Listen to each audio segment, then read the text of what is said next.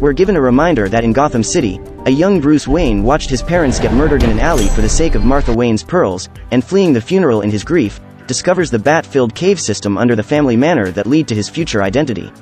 Well, in modern day it turns out Bruce was at ground zero in Metropolis back when Zod was reformatting the planet, and he personally experienced the cost of having Superman duke it out in the middle of the city, heading directly into danger on instinct to help his people. But the irreparable damage is done, and the cost is too high. Lois is still doing frontline journalism in the Sahara interviewing warlords, who for some reason have a private security firm, that discover her replacement photographer Jimmy Olsen is a CIA spy with a tracking device which gets him killed.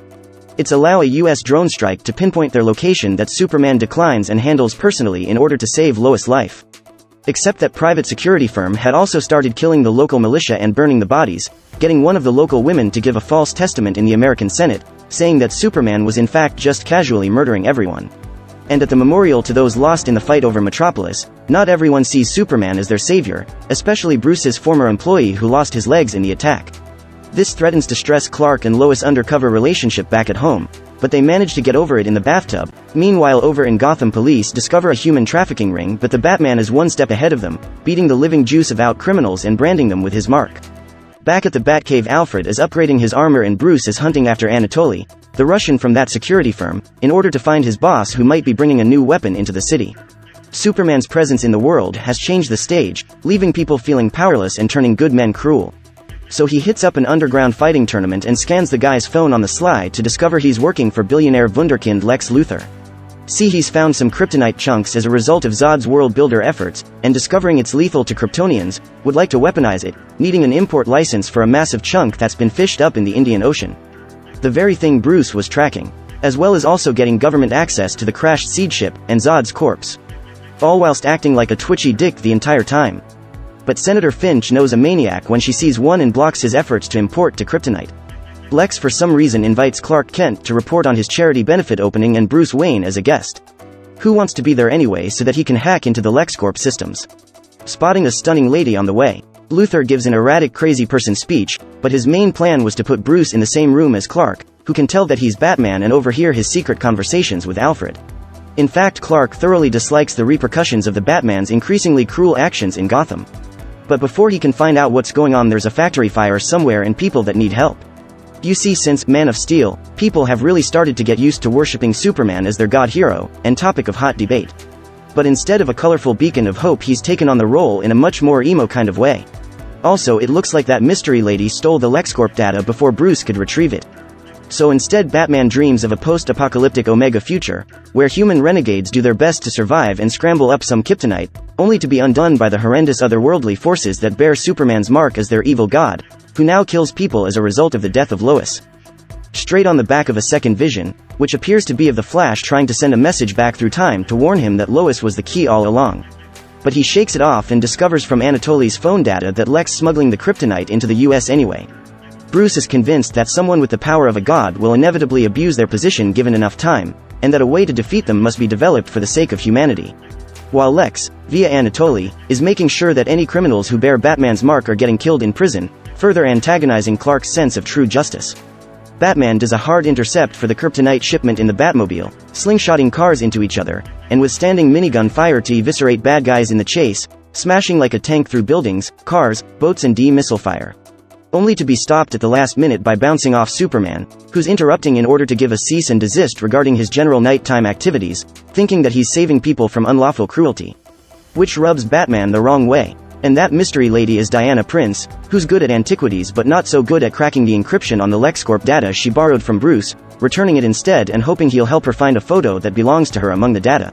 So Lex gets his kryptonite, and he's also gifted a custom wheelchair to the disgruntled victim who wants Superman to face the results of his actions, pleading his case to Senator Finch, who also wants Kal-El to come to court.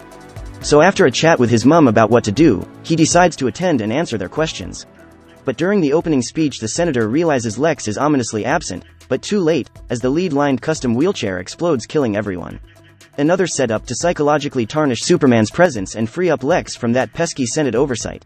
And while also being pushed by false information planted by Lex, this bombing tips Batman into raiding LexCorp and stealing the kryptonite off-screen in order to deal with the alien threat himself.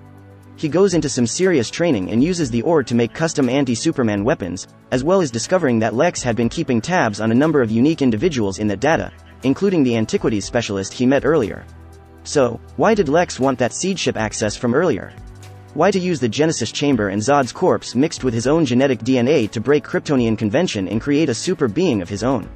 Meanwhile, Lois has been doing her own investigating, following the trail of the custom bullets Anatoly's men used to kill the villagers in the Sahara, to discover, with the help of now Secretary of Defense Swanwick, that they lead back to LexCorp R&D, and that it's in fact the same material used in the chair bomb. Lex has been trying to undermine Superman with death wherever he goes. In fact, he even goes as far as to have Martha Kent and Lois kidnapped, so that he can push one of them off a rooftop in order to get Superman's attention. Martha is in a secret location that even Lex doesn't know, and demands that Superman goes and kills Batman. To tarnish his reputation, otherwise she'll be killed. And Lex glories at bending a god to his will. And so with both heroes emotionally compromised, Batman in his new powered mech suit, lights his beacon. He believes that killing the God-Man is the only way to spare the future of humanity from his inevitable corruption. And won't even listen to Superman's plea to talk, interrupting him with sonic attacks and gunfire, which is easily dealt with. You see, there's quite a big gap between their power levels, and Superman is doing his best to keep it cool and have a conversation.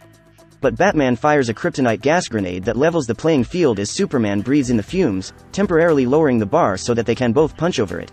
Kal-El takes a pounding through the abandoned structures until he works the gas out of his system, and starts to get his mojo back, but not his intelligence. As Batman just hits him with another dose, and then, with a sink. He's in fact directing the flow of the fight down to the lower levels, and smashing the reduced Kryptonian through marble pillars over to where he was keeping the kryptonite spear. And in the moment of the killing blow, Superman coughs out the one reason he had come here, to save Martha. This stops Bruce in his tracks, and Lois arrives just in time to confirm that Martha is also his mother's name as well. And Wayne finally starts to wake up to what's going on. The death of his own parents was the foundation that drove him to become the Bat, and he finally sees Superman as someone with a family of his own. And realize this whole thing is Lex Luthor's doing, not to mention that his seed ship bioexperiment is drawing power from the rest of Metropolis, so Superman will head over there where he's needed while Batman promises to save Martha for him. So flying over in the Batwing to her location over in the port, he proceeds to Batman the absolute shit out of everyone with a little misdirection and grim powerful blows.